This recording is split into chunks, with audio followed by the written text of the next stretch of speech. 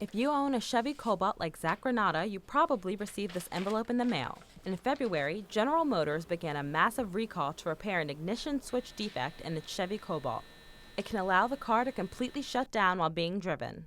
Local Chevy dealership Stalker Chevrolet refused to comment on the recall. However, mechanics at Dick's Honda were more than willing to explain the mechanical reasons that caused the ignition defect. What I understand, it's actually the weight on the key is allowing it to come back. It'll shut off the car.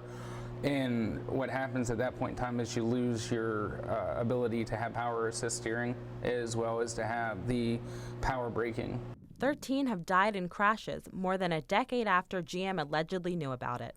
As one of Chevy's most popular models, thousands of Cobalts are on the road today. Dick's Honda president David Dix gave his theory on the recall. He feels that the issue is a sticky situation. Obviously, as it grows, it seems like they overlook some things or just tended to hide something.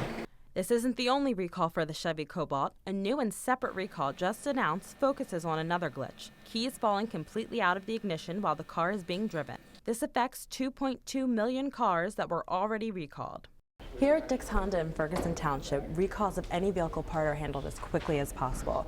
President David Dix says that when there's any major recall, no matter who makes that vehicle, it hurts consumer trust. In the short run, it's probably going to perhaps make customers a little more wary about purchase they make in the future. That is this car going to be part of some hidden recall that we don't know about? After receiving his second recall notice, Granata is frustrated with General Motors. My car has had a lot of problems already with the ignition and the transmission shifter. I had to get that replaced before I even bought the cars. CEO of GM, Mary Barra, was questioned by the U.S. Senate. She claims that she didn't know about the defect until late January 2014 and apologized to families. Reporting from Ferguson Township, I'm Candice Brock.